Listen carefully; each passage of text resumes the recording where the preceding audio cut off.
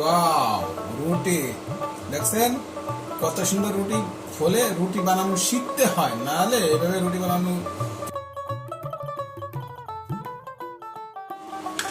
এই ডিম ভাজি হবে, সাথে এই যে রুটি, সকালবেলা নাস্তা। যাদের ডায়াবেটিস তারা অবশ্যই এই নাস্তা করবেন, সকালবেলা রুটি আর আন্ডা ভাজি। এই দেখেন কেমনে ফলে, দেখেন দেখেন দেখেন, ফুলে উঠছে টেপা মাছের মতন। এটা আছে অরিজিনাল আটার অরিজিনাল রুটি, তাই না? দেখছেন কেমনে কেমনে ফুলে উঠলো।